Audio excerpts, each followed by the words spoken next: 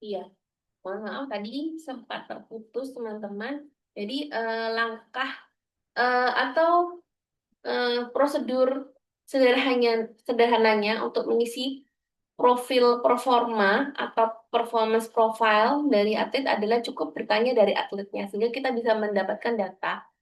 Kira-kira kalau Anda lihat ya dari warna orange dan warna biru, kira-kira menurut Anda variabel yang menurut atlet paling kurang nih apa kira-kira?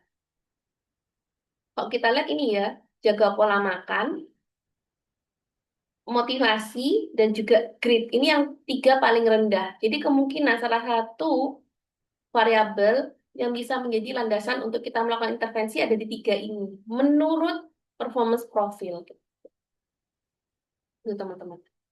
Atau mungkin juga gap yang paling banyak. Gitu ya. Kira-kira mana yang mau diintervensi. Jadi Anda bisa bertanya kembali ke atlet kira-kira kalau dari pola makan, motivasi dan grit, kira-kira mana yang buat Anda paling menentukan dalam mencapai performa atau mana yang paling pingin Anda ubah. Kita bisa bertanya, diskusi dengan atletnya. Kenapa kok perlu bertanya dalam menentukan intervensi? Kita bisa menerapkan prinsip yang autonomi dari si Desi and Ryan. Jadi yang dari self-determination theory, harapannya atlet akan lebih semangat mengikuti intervensi dari teman-teman kalau dia diberikan kebebasan untuk memilih. Seperti itu contohnya. Tapi teman-teman, untuk kondisi idealnya, ini performance profile ini nggak hanya berhenti di atlet, tapi juga perlu diisi oleh pelatih, gitu ya. Nah, ini kebetulan bisa bertanya ke pelatihnya, sehingga saya juga mendapatkan data. Nah, menurut si pelatih, ini kondisi ideal, atau kondisi saat ini dari atlet, dari menjaga pola makan, ternyata sedikit turun satu grade, kayak gitu ya. Saya berikan tanda garis-garis. Kemudian saya juga bertanya mengenai bagaimana kondisi dari motivasi, keyakinan diri dan seterusnya. Kemudian saya berikan tulisan di sini. Ini menurut pelatihnya kayak gitu.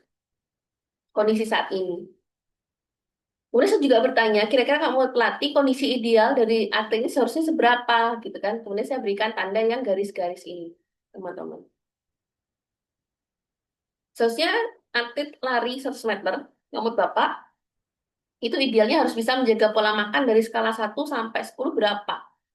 Oh, seharusnya dia bisa menjaga 9 gitu kan. Bolehlah sesekali sedikit miss gitu ya. Tetapi tetap harus maksimal, terutama menjelang pertandingan dan seterusnya kayak gitu. Pasti seberapa yakin sih seorang tuh bisa menang gitu ya. Sebaiknya 9 juga, kalau terlalu overconfident buruk gitu. Jadi sebaiknya 9 aja dan seterusnya. Nah, ini kira-kira kan. Nah, kalau di kondisi realnya biasanya akan dicari titik temu rata-rata atau mungkin bisa diskusi kira-kira seberapa target yang pas untuk si atlet gitu lah. Dengan diskusi antara atlet serta pelatih untuk menentukan sama-sama target idealnya gitu. Atau menentukan sebenarnya saat ini kamu sampai di mana. Itu kira-kira untuk yang idealnya teman-teman. Tapi Anda boleh memanfaatkan performance profile ini sebagai misalnya pembuka. Jadi setelah Anda bertanya data dasar, nama, sudah berapa lama latihan, pernah ikut kejuaraan apa aja, dan seterusnya gitu ya. Anda bisa langsung membuka dengan performance profile. Gitu. Kenapa kok Anda bisa membuka dengan performance profile? Karena Anda tidak perlu bertanya panjang kali lebar dulu. Tidak semua atlet itu mau langsung terbuka. Saya kamu ada kendala apa dan seterusnya. Jadi Anda bisa pakai ini untuk membangun raport, membangun diskusi gitu ya.